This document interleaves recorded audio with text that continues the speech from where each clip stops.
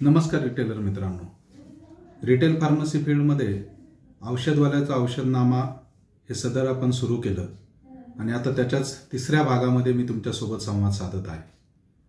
आपल्याला आजच्या भागामध्ये सगळ्यात महत्त्वाची गोष्ट जी आपण आपल्या व्यवसायामध्ये व्यवसाय करताना विसरत असतो किंवा व्यवसाय करताना त्या गोष्टीकडे आपलं दुर्लक्ष असतं आणि ती म्हणजे टेक्नॉलॉजीचा वापर। टेक्नॉलॉजीचा वापर करताना अनेक मेडिकल स्टोर्समध्ये म्हणजे महाराष्ट्रामध्ये जर तुम्ही पाहिलं तर ग्रामीण भाग असेल किंवा शहरी भाग असेल, बिलिंग सॉफ्टवेअर किंवा सॉफ्टवेअर वापरणं, ॲडव्हान्स टेक्नॉलॉजी वापरणं किंवा डिजिटल साधनं वापरणं याचं प्रमाण मेडिकल फील्डमध्ये म्हणजेच फार्मसी फील्डमध्ये अतिशय नगण्य प्रमाणामध्ये आहे। म्हणजे शहरातले दुकानं जर आपण सोडले तर बाकी ग्रामीण भागामध्ये जर पाहिलं तर शहरातल्या दुकानांमध्ये सुद्धा बऱ्यापैकी म्हणजे जवळपास 60% दुकानांमध्ये आजही कॉम्प्युटर तुम्हाला सापडत नाही। ज्यांच्याकडे कॉम्प्युटर असतो ते लोक व्यवस्थित वापरतात, ते लोक व्यवस्थित, जे 40% लोक आहेत ते व्यवस्थित बिलिंग करतात आणि त्यांचं दुकान ते मेंटेन ठेवतात। अनेक लोक आता अँड्रॉइड ॲप्लिकेशन सुद्धा शहरामध्ये वापरायला लागले। आपण जर आपल्या फील्डचं कंपॅरिझन केलं तर आपण एखाद्या रेस्टॉरंटमध्ये जातो, रेस्टॉरंटमध्ये गेल्यानंतर त्या ठिकाणी आपण पाहतो की प्रत्येक बिल आपल्या हातामध्ये फाडून दिलं जातं आणि ते बिल आपल्या हातामध्ये देऊन आपल्याला सांगितलं जातं बिल पे करा आणि प्रत्येक एक रुपयाचा हिशोब जो असतो तो मशीनमध्ये किंवा कॉम्प्युटरमध्ये साठवला जातो। तुम्ही अगदी पेट्रोल पंपावरती जा, तिथे सुद्धा सगळं इलेक्ट्रॉनिक रेकॉर्ड मेंटेन केलं जातं, तिथलं मशीनच इलेक्ट्रॉनिक असतात। असं अनेक ठिकाणी आपण पाहतो, प्रत्येक ठिकाणी बिलिंग केलं जातं। तुम्ही बिग बाजारमध्ये जा, मोठ्या किराणा दुकानांमध्ये जा, मोठ्या मॉलमध्ये जा, तिथेही बिलिंग केलं जातं। पण आपल्या फील्डमध्ये मेडिकल रिटेल फार्मसीमध्ये आपण जर पाहिलं तर बिलिंग हा प्रकार जो आहे तो टाळला जातो। का टाळला जातो आजपर्यंत मला कळलं नाही। म्हणजे आपल्याला सगळ्या गोष्टी ज्या पाहिजे असतात ना त्या आपल्याला आपल्या सोयीप्रमाणे पाहिजे असतात। म्हणजे एवढे बिल आम्ही बनवायचे का, एवढे बिल आम्ही मारायचे का, आमच्याकडे किती कस्टमर असतात। मग मला एका प्रश्नाचं उत्तर द्या, रेस्टॉरंटमध्ये इतकी गर्दी असते तरी प्रत्येक कस्टमरचं बिल मारलं जातं, प्रत्येक कस्टमरला बिल दिलं जातं, पण आपण मात्र बिल करत नाही। आणि सगळ्यात महत्वाचं कशाची भीती आहे तेच कळत नाही। म्हणजे बिल मारण्यासाठी भीती कशाची, कोणत्या गोष्टीची भीती? प्रत्येक गोष्टीचा हिशोब आपल्या दुकानातला आपल्या दुकानामध्ये व्यवस्थित मेंटेन राहावा याच्यासाठी कशाची आली भीती? तर आपल्याला आज टेक्नॉलॉजीचा उपयोग करून आपण काय काय फायदे मिळवू शकतो हे आपल्याला पाहायचंय। कम्प्युटर घेणं दुकानामध्ये म्हणजे डेड इन्व्हेस्टमेंट अशी एक भावना आपल्या केमिस्ट लोकांमध्ये किंवा रिटेलरमध्ये फार्मासिस्टमध्ये असते। आपण जर पाहिलं अनेक लोक उत्साहाने नवीन दुकान टाकतात, तिथे कम्प्युटर घेतात, सॉफ्टवेअर घेतात, 70-80 हजार रुपये खर्च करतात, पण त्या सॉफ्टवेअरचा उपयोग करत नाही, त्या टेक्नॉलॉजीचा उपयोग करत नाही। आणि मग कारण काय देतात, आम्हाला वेळ नसतो। अनेक दुकानं मी पाहतो आरामशीर बसलेले असतात काउंटरवरती, मोबाईलवरती खेळत असतात, पण त्या काळामध्ये टेक्नॉलॉजीचा उपयोग करून बिलं मारत नाहीत। अनेक फार्मासिस्टला आज दुर्दैवी परिस्थिती अशी आहे की अनेक नवीन रजिस्टर्ड झालेल्या फार्मासिस्टला, कॉलेजमधून बाहेर पडलेल्या फार्मासिस्टला साधं कॉम्प्युटर चालवता येत नाही। याच्यामध्ये दोष कॉलेजचाही आहे आणि याच्यामध्ये दोष फार्मासिस्टचाही आहे। मोबाईल मात्र आम्ही झटपट चालवतो, पण फार्मासिस्टला कॉम्प्युटर चालवता येत नाही, वर्ड जमत नाही, एक्सेल जमत नाही, सॉफ्टवेअर तर फार पुढची गोष्ट। तर अशी साधारणतः सगळ्या फील्डमध्ये आपल्या परिस्थिती आहे। तर कॉम्प्युटर का वापरायचं? तर कॉम्प्युटर हे कोणाला दाखवण्यासाठी वापरायचं नाही किंवा कोणाला बिल देण्यासाठी वापरायचं नाही, तर आपल्या दुकानाचं मॅनेजमेंट करण्यासाठी आपल्याला कॉम्प्युटर वापरायचंय। आपल्या दुकानातल्या प्रत्येक फार्मासिस्टला कॉम्प्युटर यायला पाहिजे आणि ॲडव्हान्स टेक्नॉलॉजीच्या सोबत आपण गेलं पाहिजे। मी म्हणेल आता आपण निदान कॉम्प्युटर वापरायला चालू करू, सॉफ्टवेअर वापरायला चालू करू आणि पुढे जाऊन आपण त्याच्यात अँड्रॉइड ॲप्लिकेशन डेव्हलप करू शकतो दुकानाचं। आज ऑनलाईन फार्मसी आल्या, ऑनलाईन फार्मसी फक्त इलेक्ट्रॉनिक प्लॅटफॉर्मवरती, डिजिटल प्लॅटफॉर्मवरती चालतात आणि आपण मात्र अजूनही दुकानांमध्ये बिलं बनवत नाही किंवा बिलं बनवायचे म्हटलं तर मॅन्युअल 4-5 बिलं बनवतो। म्हणजे परवाच्याला कुणीतरी ग्रुपवरती टाकलं होतं की दुकानामध्ये काय केलं पाहिजे। एका राजस्थानी दुकानदाराने लिहून ठेवलं होतं कि दिन के आखिरी में आपको 4-5 बिल बना के रखने। अरे 4-5 बिल बना के रखणे म्हणजे कशासाठी? तर आपल्या समोर भीती असते ती एफडीएची, एफडीए वाला बिल मागतो म्हणून आपण 4-5 बिलं बनवतो, नाहीतर तेही आम्ही बनवले नसते। आमचं परचेस कुठं जातं, आमची किती आउटस्टँडिंग आहे तेही आपल्याला सांगता येत नाहीत। मग अशा परिस्थितीमध्ये आपण मागे पडत चाललोत आणि आपण काळाच्या पडद्याआड जाण्याची शक्यता खूप आहे. म्हणूनच टेक्नॉलॉजीचा वापर कसा करायचा हे मी टेक्नॉलॉजीचा रिटेल फार्मसीमध्ये टेक्नॉलॉजीचा वापर या विषयावरती भाग 1 आणि भाग 2 असे मी व्हिडिओ बनवणार आहे. त्यातला आजचा हा भाग 1. तर टेक्नॉलॉजी आपल्याला का वापरायची, याचे फायदे काय आहेत, तर पहिल्या भागामध्ये मी दुकानातले फायदे सांगणार आहे आणि दुसऱ्या भागामध्ये मी तुम्हाला टेक्नॉलॉजीचा वापर करून कस्टमर कनेक्टिव्हिटी कशी करायची आणि बिझनेस कसा वाढवायचा याच्याविषयी मी बोलणार आहे. आता आपल्या दुकानातले फायदे काय आहेत ते आपण जाणून घेऊयात. सगळ्यात महत्वाची गोष्ट, आपण आलेलं प्रत्येक परचेस बिल हे आपल्या सिस्टममध्ये मांडलं पाहिजे, जेणेकरून आपल्याला किती देणेदारी आहे, किती दिवसामध्ये ती देणेदारी ड्यू आहे, किती दिवसामध्ये आपल्याला त्याचे पैसे अरेंज करायचे जर क्रेडिटवर आपण घेत असू तर, त्याच्यानंतर त्या परचेस मारल्यानंतर आपल्याला आपल्या प्रॉफिटचा हिशोब त्यातून कळणार आहे की आपल्याला किती टक्के प्रॉफिट राहतंय. जनरली आपण ढोबळमानाने प्रॉफिट कॅल्क्युलेट करतो, तसं न करता ऍक्च्युअल किती टक्के कॅश डिस्काउंट मिळाला, किती आपल्याला क्रेडिट मिळालं, त्या याच्यावरती आपलं प्रॉफिट कॅल्क्युलेट झालं पाहिजे आणि ते प्रॉफिट कॅल्क्युलेट करण्यासाठी या टेक्नॉलॉजीचा वापर होतो. म्हणजेच परचेस बिल मारायचं. परचेस बिल मारल्यानंतर आपल्याला आपल्याकडचा स्टॉक किती आहे ते कळतं आणि मिनिमम इन्व्हेंटरी लेवल आपण मेंटेन केल्यानंतर मिनिमम इन्व्हेंटरी लेवलच्या अगेन्स्ट आपल्याला आपली परचेस ऑर्डर काढता येते. सॉफ्टवेअरच्या माध्यमातून आपण ऑटोमॅटिक परचेस ऑर्डरमध्ये जर गेला तर ऍव्हरेज किती स्टॉक आपल्याला मागवायचा आहे, म्हणजे 7 दिवस किंवा 20 दिवसामध्ये आपल्याला 21 दिवसामध्ये किती स्टॉक लागतो त्याचं कॅल्क्युलेशन सुद्धा सॉफ्टवेअर करतं आणि सॉफ्टवेअर आपल्याला सांगतं की तुम्हाला अमुक एका गोळीची, समजा सिप्रोलेट डीएस असेल, त्याची स्ट्रीप एवढ्या स्ट्रीप तुम्हाला लागतील. क्रोसिन असेल, त्याच्या एवढ्या स्ट्रीप तुमच्याकडे मागच्या आठवड्यामध्ये खपल्यात, याचा अर्थ तुम्ही आता 14 दिवसाचा स्टॉक भरून ठेवा, हे सुद्धा सॉफ्टवेअर सांगतं. म्हणजे सॉफ्टवेअरच्या माध्यमातून प्रॉपर इन्व्हेंटरी मॅनेजमेंट आपण करू शकतो. लोकेशन चार्ट आपण सॉफ्टवेअरच्या माध्यमातून बनवून प्रॉपर लोकेशनला ते ठेवल्याने जेव्हा आपण सेल्स बिल मारतो किंवा कस्टमरला बिल मारतो देतो, त्यावेळेला आपण ड्रॉपडाऊन मध्ये प्रॉडक्ट सिलेक्ट केल्यानंतर आपल्याला त्याचं लोकेशन कळतं, कुठे ठेवलेलं आहे, म्हणजे प्रॉडक्ट सर्च. दुसरी गोष्ट फायद्याची कशी असते की आपल्याला एक्सपायरी मॅनेजमेंटमध्ये किती दिवसांनी तो प्रॉडक्ट एक्सपायर होणार आहे याचं सुद्धा नॉलेज सॉफ्टवेअर देतं. 3 महिने, 6 महिने, 9 महिन्यामध्ये कोणते कोणते प्रॉडक्ट नॉन मुव्हिंग आहेत, कोणते कोणते प्रॉडक्ट नियर एक्सपायरी आहेत आणि किती प्रॉडक्ट आज एक्सपायर झालेत याचं नोटिफिकेशन सॉफ्टवेअर आपल्याला देऊ शकतं. आणि या नोटिफिकेशनच्या माध्यमातून आपण जो आपला एक्सपायरीचा जो लॉस होतो तो लॉस आपण टाळू शकतो. एक्सपायरी मॅनेजमेंटमध्ये सॉफ्टवेअरचा खूप मोठा रोल आहे, कारण आपण नुसतं होलसेलरच्या नावाने ओरडतो, तो एक्सपायरी क्रेडिट डेबिट करत नाही, तो एक्सपायरीची क्रेडिट नोट देत नाही आणि मग आमचे पैसे ब्लॉक होतात. अरे पण तुमची एक्सपायरी निघण्याच्या आधी तुम्ही काय करत असता? एक्सपायरीवरती नियंत्रण ठेवणं. माझ्या दुकानात जर किती एक्सपायरी आता पुढच्या महिन्यामध्ये होणार आहे किंवा त्याच्या पुढच्या महिन्यामध्ये होणार आहे हे जर मलाच माहिती नसेल तर मग माझं दुकान चालवून मला फायदा नाही ना. माझ्या दुकानाची माहिती मला पाहिजे. मग माझ्या दुकानाची माहिती मी कशी घेणार? तर कॉम्प्युटरमधून आपल्याला डेली रिपोर्ट निघतो. डेली तुमच्या माणसाच्या हातामध्ये किंवा तुम्ही स्वतः रिपोर्ट घ्या, काय काय एक्सपायरी 3 महिन्यामध्ये निघणार आहेत, 6 महिन्यामध्ये निघणार आहे, तो माल बाजूला काढा. 6 महिने 9 महिन्याचा जर असेल आणि तो तुमच्याकडे जाणारा नसेल तर तो माल परत द्या.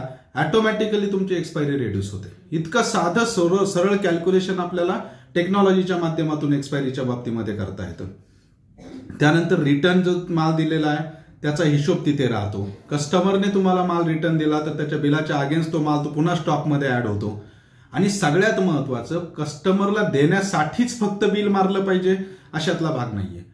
प्रत्येक कस्टमरला घाई असते, ठीक आहे घाई असू द्या, तो निघून गेल्यानंतर एका साध्या कागदावर लिहून ठेवा आणि नंतर इमिजिएटली किती वेळ लागतो बिल मारायला. तुम्ही जर ऑब्झर्व केलं तर 1 मिनिट किंवा 1.5 मिनिटाच्या आतमध्ये बिल होतं. आणि बिल मारणं हा आपल्या दुकानदारीचा, हा आपल्या फार्मसीच्या रोल्स अँड रिस्पॉन्सिबिलिटीचा एक अविभाज्य भाग आहे असं समजून तुम्ही बिल मारा ना. कधी असं ड्रग इन्स्पेक्टर म्हटलं की तुम्ही जास्तीचे बिल मारले म्हणून मग हे बिल जास्तीचे का मारले, हे अमुक का केलं, असं कधी म्हटलंय का ड्रग इन्स्पेक्टर? कधीच मला आठवत नाही. अगदी मी चॉकलेटचं बिल मारणारे सुद्धा जे केमिस्ट आहेत किंवा जे फार्मासिस्ट आहेत ते पाहिलेले. तुम्ही चेन शॉपीचा आपण विषय घेतो, वेलनेस असेल, मेडप्लस असेल, अपोलो असेल, तुम्ही जा बरं, तुम्ही काहीही घ्या, अगदी छोटीशी एखादी पेस्ट घ्या, चॉकलेट घ्या, ते लोक लगेच कॉम्प्युटरला एंट्री करतात. कारण त्यातून त्यांची इन्व्हेंटरी मॅनेजमेंट होते आणि त्यांच्या मालकाला कळतं की याने किती बिलं मारले, कोणत्या सेल्समनने किती सेल केला, किंवा आपल्या दुकानामध्ये आपण सगळे बिलं मारल्यानंतर रिअल टाइम स्टॉक आपण दाखवू शकतो तिथे की आज माझ्याकडे एवढ्या स्ट्रीप आल्या होत्या, बिल मारल्यामुळे एवढ्या स्ट्रीप डेबिट झाल्यात. भले ते बिल तुम्ही मारून तिथे ठेवा ना, तसंच काउंटर सेल आणि रेग्युलर सेल अशा पद्धतीचे सॉफ्टवेअरमध्ये ऑप्शन्स असतात. म्हणजे तुमचे प्रिस्क्रिप्शन सेल वेगळा मारायचा आणि काउंटर सेल वेगळा मारायचा, पण अल्टिमेटली तुम्हाला त्याचं सगळ्याचं रेकॉर्ड तुम्हाला मिळणार आहे. तर हे रेकॉर्ड मेंटेन करण्याचं काम हे इन्स्पेक्शन आलं. इन्स्पेक्शन आल्यानंतर FDA वाला विचारतो, ड्रग इन्स्पेक्टर विचारतो आपल्याला की तुम्ही मला सेल परचेस टॅली दाखवा. अल्ट्रॅक्सच्या 0.5 मिलीग्रामच्या एवढ्या स्ट्रीप तुमच्याकडे आल्या, हे परचेसमध्ये दिसतंय, या कोणाकोणाला विकल्या. तुम्ही 1 मिनिटामध्ये सेल परचेस टॅली त्या पर्टिक्युलर प्रॉडक्टची काढून त्यांना दाखवू शकता. शेड्यूल H1चं रजिस्टर दाखवा. असं काही नेसेसरी नाही की शेड्यूल H1चं रजिस्टर हार्ड कॉपीमध्येच मेंटेन केलं पाहिजे. तुम्ही सॉफ्टवेअरमध्येही हे रजिस्टर मेंटेन होतं, ऑटोमॅटिकली होतं. कॅटेगरी वाईज प्रॉडक्ट्स फीड असतात, त्यामुळे सॉफ्टवेअरमधून डायरेक्ट रिपोर्ट बाहेर निघतो. तुमच्या डेली प्रॉफिटचा रिपोर्ट त्याच्यातूून बाहेर निघतो. तुमचं बँक रिकन्सिलेशन त्यातून निघतं. Product wise, category wise sale निघतो. एखादी तुमच्या आजूबाजूला 2-3 डॉक्टर असतील, त्यांना त्यांच्या प्रिस्क्रिप्शनवरती किती सेल झाला हे जर काढायचं असेल तेही त्याच्यातून मिळतं. अँड्रॉइड ऍप्लिकेशनच्या माध्यमातून ऑर्डर्स तुम्ही तिथे कलेक्ट करू शकता. आता ई प्रिस्क्रिप्शन सॉफ्टवेअरमध्ये आलेत की डॉक्टरला direct log in ID password द्यायचा, डॉक्टरकडूनच अगदी हे प्रिस्क्रिप्शन घ्यायचं आणि इकडे प्रिंट मारायचं, बिल बनवायचं डायरेक्टली. तर सॉफ्टवेअरच्या माध्यमातून जे लोक सॉफ्टवेअर फुल प्लेज वापरतात त्यांना त्याचा फायदा विचारा तुम्ही. एखाद्या दुकानात जो वापरतो त्याला त्याचा फायदा विचारा सॉफ्टवेअरचा. सॉफ्टवेअरमुळे तुमचं काम हे 30 ते 40% कमी होतं. इन्व्हेंटरी मॅनेजमेंट असेल, प्रॉफिट लॉसचा हिशोब असेल, आपण कुठे आहोत, आपल्या दुकानामध्ये किती प्रॉफिट मिळतं हे जर आपल्याला कळत नसेल, हे जर आपल्याला माहीत नसेल, तर आपण व्यवसाय कशासाठी करतोय. तर प्रत्येक बिल मारलं पाहिजे, सॉफ्टवेअरमध्ये बिल ठेवा. आणि हो, सगळ्यात महत्वाची गोष्ट, अनेक ठिकाणी मला प्रश्न विचारतात लोक की जर बिलाच्या प्रिंटच काढाव्या लागतात का. तर त्या दिवशी झगडे साहेब आपल्यासोबत होते लाईव्ह, त्यावेळेला त्यांनीही सांगितलं की तुमच्याकडे सेल परचेसचा डाटा पाहिजे. सेल केलं, कुणाला केलं, कोणत्या पेशंटला केलं, याचे सगळे डिटेल्स तुमच्याकडे पाहिजे. असं नेसेसरी नाहीये की तुम्ही फक्त प्रिंट मारून गठ्ठेच ठेवले पाहिजे. कॉम्प्युटरमध्ये डाटा असेल तरी तो मान्य होतो. ज्या ठिकाणी मान्य करणार नाही त्या ठिकाणी मला फोन करा, मी त्या ठिकाणी FDA सोबत फाईट करेन. पण तुम्ही डोक्यातून पहिले हे सगळे कन्सेप्ट काढून, हे मान्य होत नाही, ते मान्य होत नाही, असं केलं तर काय, तसं केलं काय, त्याच्या आधी तुम्ही कॉम्प्युटर सॅव्ही व्हा आणि कॉम्प्युटर वापरायला चालू करा. आता अनेक लोक म्हणतात की कॉम्प्युटरला इन्व्हेस्टमेंट. आता क्लाउड बेस्ड सॉफ्टवेअर आलेत ना, मोबाईलला ब्लूटूथ प्रिंटर जोडा, मोबाईलवरतीच बिल मारा, त्या प्रिंटरवरती प्रिंट घ्या, नाहीतर ते सेव्ह राहतं. म्हणजे तुम्हाला आता इन्व्हेस्टमेंट करायची गरज नाही, तुम्हाला आता कॉम्प्युटर घ्यायची गरज नाही, तुम्हाला आता मोठं इन्फ्रास्ट्रक्चर उभं करायची गरज नाही. अजूनही डॉट मॅट्रिक प्रिंटर आपण वापरतो. हे सगळं ज्यांनी सॉफ्टवेअर बनवले त्या लोकांनी तुमच्या डोक्यामध्ये घालून दिले की डॉट मॅट्रिक्स असलं म्हणजेच बिल. असं काही नाहीये. तुम्ही लेझर प्रिंटवरती मारू शकता. तुमचं बिल, सेल, परचेस सेल आणि त्याचे रिपोर्ट्स एवढंच या छोट्याशा सॉफ्टवेअरमध्ये असतं. तर 30,000चं सॉफ्टवेअर, 35,000चं सॉफ्टवेअर, तो काळ सुद्धा आता निघून गेला. 4,000, 5,000मध्ये सॉफ्टवेअर्स अवेलेबल आहेत. ते इयरली नाही, एकदाच भरायचे आणि वर्षाला 1,000-1,500 रुपये फी घेतात. असे सॉफ्टवेअर्स आपल्याकडे अवेलेबल आहेत. म्हणजेच आपण सॉफ्टवेअरच्या माध्यमातून, असं इन्फ्रास्ट्रक्चर मोठं सॉफ्टवेअरला लागत नाही. कुणी जर तसं म्हणत असेल तर मला फोन करा, मी तुम्हाला सांगतो की हार्डली 10-12 हजारात तुमचा सगळा सेटअप उभा राहील. बारकोडिंग घेतलं तर फार तर 15,000 ते 20,000, त्याच्यापेक्षा जास्त तुम्हाला पुढे जाण्याची गरज नाही. तेवढ्या इन्फ्रास्ट्रक्चरमध्येच तुमचं सगळं स्ट्रक्चर उभं राहतं. ते कसं उभं करायचं मी तुम्हाला गाईड करेल. पण तुम्ही आता टेक्नोसॅव्ही झालं पाहिजे. आणि टेक्नोसॅव्ही जोपर्यंत होत नाही, सॉफ्टवेअरच्या माध्यमातून तुमच्या दुकानाची जी इन्व्हेंटरी आहे ती तुम्ही मॅनेज करत नाही, तोपर्यंत तुम्हाला कळणार नाही की आपण किती लॉसमध्ये आहोत, आपण किती प्रॉफिटमध्ये आहोत. सॉफ्टवेअरच्या माध्यमातून क्रेडिट नोट्सचे हिशोब तुम्हाला ठेवता येतो, पेमेंट पेंडिंगचा हिशोब ठेवता येतो, उधाऱ्या किती आहे त्याचं मेंटेनन्स करता येतं, स्टॉक इन्व्हेंटरी करता येते, बँकेसाठी स्टॉक बुक देता येतं, त्याच्यानंतर तुमच्याकडे किती स्टॉक आहे, किती इन्व्हेंटरी पाहिजे हे सगळं कळतं. ई प्रिस्क्रिप्शन मधून तुमच्या डॉक्टरांनाही कळतं की तुमच्याकडे काय काय स्टॉक आहे, काय काय नाहीये. ह्या सगळ्या गोष्टी ज्या आहेत त्या सॉफ्टवेअरच्या माध्यमातून पॉसिबल आहेत. आणि म्हणूनच मी तुम्हाला सगळ्यांना आता रिक्वेस्ट करेल की आपण अपग्रेड झालं पाहिजे, आपण पुढे गेलं पाहिजे, आपण काळाबरोबर चाललं पाहिजे. आम्ही सुद्धा आमच्या टीमने मिळून, काही फार्मासिस्टने मिळून एक स्मार्ट फार्मसी नावाचं सॉफ्टवेअर आम्ही डेव्हलप केलं. 7,000 रुपयामध्ये आम्ही ते सॉफ्टवेअर देतो. 1,500 रुपये रिन्युअल कॉस्ट घेतो. सगळे फीचर्स म्हणजे 78 ते 80,000 रुपये सॉफ्टवेअरला ज्या लागतात त्याच्यात जे फीचर्स आहेत ते आम्ही त्याच्यात दिलेत. यातून आम्हाला एकच दाखवायचे की सॉफ्टवेअर हे कॉस्टली नाही. लोकांनी तुमच्या अज्ञानाचा गैरफायदा घेतलाय. अज्ञानी राहू नका, ज्ञानी बना, विचार करा आणि पुढे जा. तर या भाग 1 मध्ये मी तुम्हाला सांगितलं की सॉफ्टवेअरच्या माध्यमातून आपण काय काय करू शकतो. सॉफ्टवेअरचे बिल मारणं सुद्धा पॉसिबल आहे. एवढं अवघड काम नाहीये. सॉफ्टवेअरला फार मोठी इन्व्हेस्टमेंट लागते हेही चुकीचं आहे. सॉफ्टवेअरच्या माध्यमातून तुम्ही एक्सपायरी मॅनेजमेंट खूप सुंदर पद्धतीने करू शकता. कस्टमर मॅनेजमेंट खूप सुंदर पद्धतीने करू शकता. डॉक्टर प्रॉडक्ट पोर्टफोलिओ सुंदर पद्धतीने मेंटेन करू शकता. आता सॉफ्टवेअरच्या माध्यमातून आपण कस्टमरशी कम्युनिकेशन कसे करायचे आणि ऑनलाईनच्या स्पर्धेमध्ये कसं उतरायचं याच्या संबंधीचं याच्याबाबतची जी माहिती आहे ती मी तुम्हाला पुढील लेक्चरमध्ये देईन. तर आज भाग 1 मध्ये आपण टेक्नॉलॉजीचा वापर का करावा याच्याविषयी पाहिलं आणि टेक्नॉलॉजीचा वापर करून आपल्याला बिझनेस कसा वाढवायचा आहे, कस्टमरशी कम्युनिकेशन कसे करायचे आणि पुढे कसं जायचंय हे मी भाग 2 टेक्नॉलॉजीचा रिटेल फार्मसीमध्ये टेक्नॉलॉजीचा वापर ह्या भाग 2 मध्ये मी तुम्हाला एक्सप्लेन करीन. धन्यवाद. औषधवाल्याचा औषधनामा भाग 4 मध्ये मी सचिन बालेकर आपल्या सगळ्यांचं स्वागत करतो. रिटेल फार्मसीमध्ये आपण मागच्या भागामध्ये पाहिलं की सॉफ्टवेअर किंवा डिजिटलायझेशन किती इम्पॉर्टंट आहे आणि त्याचे फायदे काय आहेत, डिजिटलायझेशन केल्याने आपल्याला काय काय फायदा होऊ शकतो. आजच्या भागामध्ये मी त्याच्या पुढे जाऊन की कस्टमर रिलेशन मॅनेजमेंटमध्ये आपल्याला डिजिटलायझेशनचा फायदा आपल्या रिटेल स्मार्ट फार्मसी सॉफ्टवेअरमध्ये कशा पद्धतीने किंवा आपल्याकडे आपण या टेक्नॉलॉजीचा वापर करून कशा पद्धतीने आपल्या कस्टमर बरोबर संपर्क करू शकतो किंवा कशा पद्धतीने आपण आपला कस्टमर किंवा पेशंट हा रिटेन करू शकतो आणि एका फॅमिली फार्मसी कन्सेप्टकडे आपण वाटचाल करू शकतो याविषयीची मी थोडक्यात आज माहिती देणार आहे. तर मित्रांनो, आपण सॉफ्टवेअर टाकल्यानंतर आपण जे लोक सॉफ्टवेअर वापरत असाल त्या लोकांना माहीत आहे की जेव्हा आपल्याकडे पेशंट येतो त्यावेळेला आपण पेशंटचं रजिस्ट्रेशन करून घेतो. तर रजिस्ट्रेशन करताना एक घाणेरडी सवय आपल्या स्टाफला असते की शॉर्टमध्ये नाव लिहायचं, उगीच एंटर मारायचं, त्यात स्पेस सोडून द्यायच्या, त्यानंतर ॲड्रेस टाकायचा नाही प्रॉपर, मोबाईल नंबर चुकीचा टाकायचा, उगीच काहीतरी बटणं दाबून पुढे जायचं. हे सगळ्या गोष्टीमुळे काय होतं की आपल्याकडे जो प्रॉपर डाटाबेस यायला पाहिजे तो डाटाबेस येत नाही. आता डाटा येण्याचं कारण काय, तुम्ही त्याच्याकडे लक्ष देत नाहीत.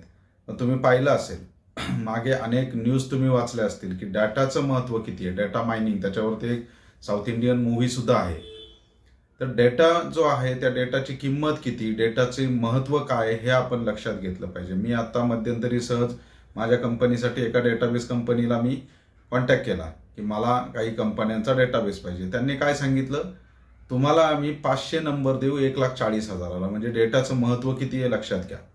तर हे जे महत्त्व आहे ते आपण जाणलं पाहिजे आणि आपल्या स्टाफला सगळ्यात आधी इन्स्ट्रक्शन या दिल्या पाहिजेत की प्रत्येक पेशंट आल्यानंतर कुठल्याही प्रकारे आपण आळस न करता आपण किंवा आपल्या स्टाफने पेशंटचं पूर्ण नाव, पेशंटचा पत्ता, पेशंटचं राहण्याचं ठिकाण हे वन टाइम आपल्याकडे रजिस्टर्ड पाहिजे आणि पेशंटचा मोबाईल नंबर आणि ईमेल आयडी.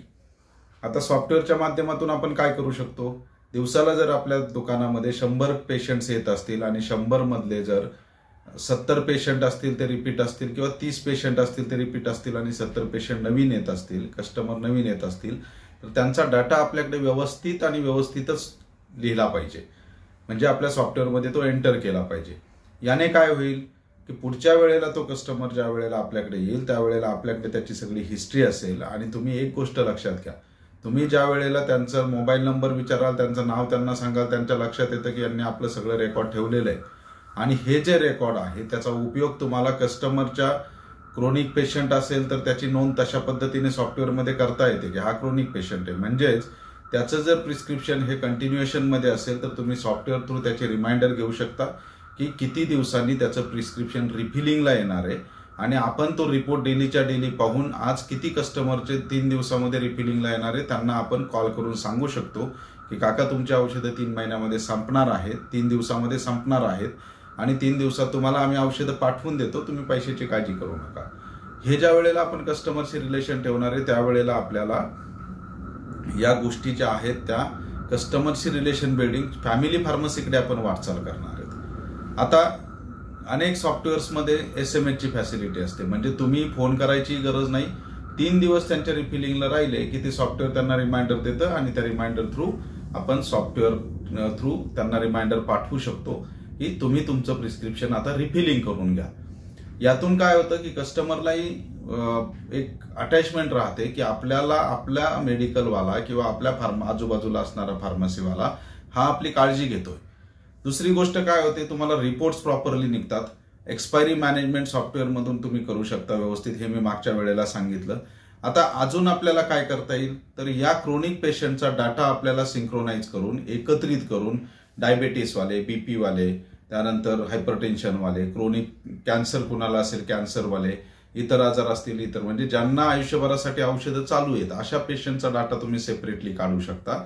आणि हा डाटा काढून त्यांना जे मेडिसिन्स रेग्युलरली लागतात हे मेडिसिन्स तुम्ही त्यांना एक फोन करून किंवा मेसेज करून तुम्ही त्यांना पोचवू शकता, घरपोच करू शकता, जेणेकरून तो कस्टमर पुन्हा दुसरीकडे कुठेही जाणार नाही तुमची सेवा जर व्यवस्थित असेल तर. दुसरं काय होतं, कस्टमर बऱ्याच वेळेला येतात, हा मेडिसिन घेऊन येतात, ते कदाचित दुसऱ्या दुकानातून आणलेले असतात, ते तुमच्याकडे घेऊन येतात, तुम्हाला सांगतात हे मी तुमच्याकडूनच घेतलं होतं, एवढं परत घ्या, आणि त्याच्यासाठी ते वाद घालतात. परंतु आपल्याला जर आपल्याकडे सॉफ्टवेअर असेल तर सॉफ्टवेअरमध्ये आपण एंट्री करून पाहू शकतो की काकांनी हे, त्यांना विचारू शकता तुम्ही कधी आला होता, किंवा त्यांचा मोबाईल नंबर टाकला तर तुम्हाला त्यांच्या सगळे बिलाची हिस्ट्री तुमच्याकडे येते.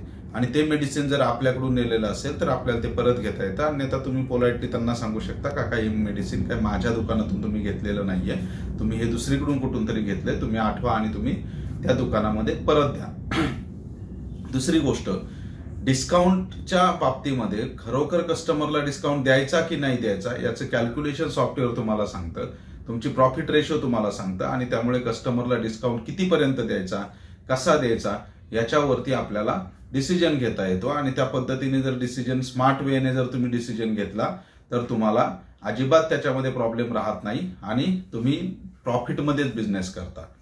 त्याच्यानंतर तुम्ही काही कन्सेप्ट आहेत, रिवॉर्ड कन्सेप्ट सॉफ्टवेअर्समध्ये येतात. त्यानंतर पोस्टपेड प्रीपेडचा सुद्धा आता कन्सेप्ट लॉन्च झालेला आहे, म्हणजे तुम्ही 300 रुपये त्यांच्याकडून घेऊन ठेवायचे आणि त्यांना 310 रुपयाची औषधं त्या बदल्यामध्ये जेव्हा ते कधी येतील 2 महिन्यात 1 महिन्यात ते द्यायचे.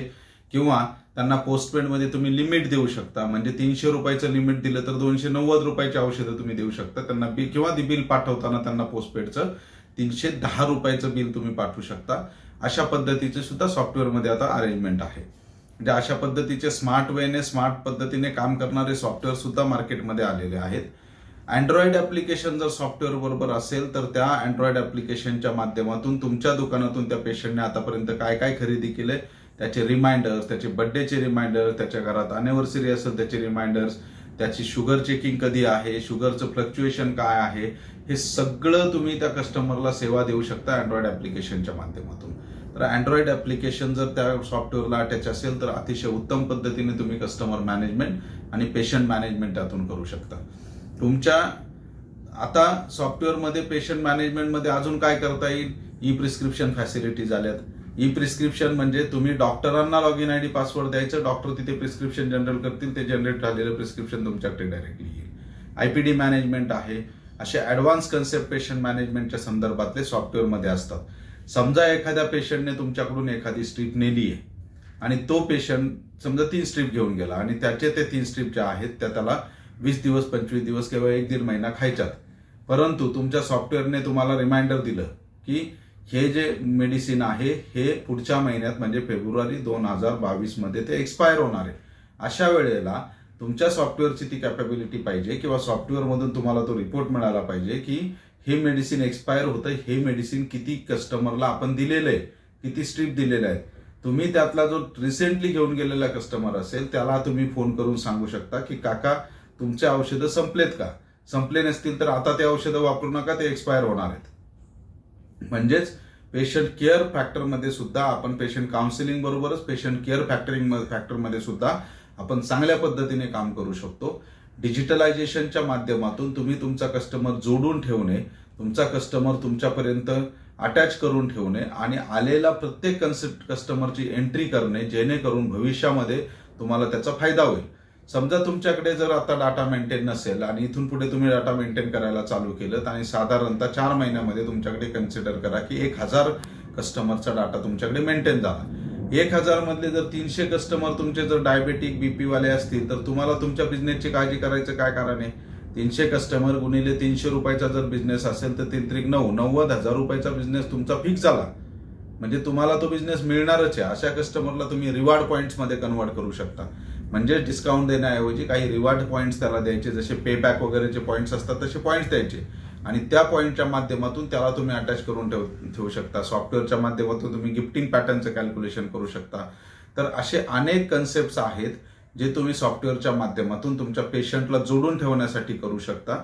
आपण डिजिटल व्हावं, सॉफ्टवेअर्स घ्यावेत आणि चांगले सॉफ्टवेअर्स मार्केटमध्ये अवेलेबल आहेत।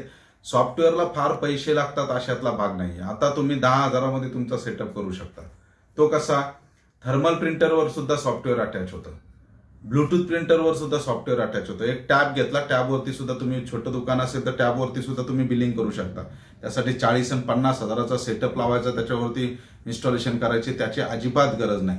स्मार्ट फार्मसी सॉफ्टवेअर सारखे काही सॉफ्टवेअर्स मार्केटमध्ये आलेले जे 7,000 रुपयामध्ये तुम्हाला सगळ्या सुविधा देतात। हे सगळे जे मी प्रिस्क्रिप्शन सांगितलं, SMS सांगितलं, हे सगळं त्या सॉफ्टवेअरमध्ये अवेलेबल असतं आणि त्याला तुम्ही ब्लूटूथ प्रिंटर कनेक्ट केल्यावरती किती कॉस्ट झाली तुमची? 4-5 हजार रुपयाचा ब्लूटूथ प्रिंटर येतो, किंवा मग तुमचा जो बारकोडिंगचा प्रिंटर असतो तो प्रिंटर सुद्धा तुम्ही वापरू शकता, किंवा एक थर्मल प्रिंटर सुद्धा तुम्ही घेऊ शकता। थर्मल प्रिंटरवरती सुद्धा तुम्ही प्रिंट मारू शकता आणि कस्टमरला प्रिंट देऊ शकता। तर सॉफ्टवेअरच्या माध्यमातून तुम्ही अनेक गोष्टी करू शकता, म्हणून तुम्ही डिजिटल बना। आता तो काळ राहिलेला नाहीये, आता जग ऍडव्हान्स झालंय। आपल्याला पूर्वी एफडीएचे लायसन्स सुद्धा मॅन्युअली मिळायचे, आता तुम्हाला एफडीए जावं लागतं का? अजिबात नाही। म्हणजेच एफडीए सुद्धा डिजिटल झालंय, म्हणून आपणही डिजिटल होणं गरजेचं आहे आणि डिजिटल पद्धतीने, डिजिटल माध्यमातून आपलं दुकान अपडेट करा, तरच आपल्याला यातून प्रॉफिट मिळत राहील। पाहत राहा माझे व्हिडिओज। औषधवाल्याचा औषधनामा, आता हा भाग 4था होता। यामध्ये सॉफ्टवेअर आणि डिजिटल कन्सेप्ट विषयी मी बोललो। पुढील भागामध्ये अशाच नवीन नवीन माहितीसाठी व्हिडिओज पाहत राहा। धन्यवाद।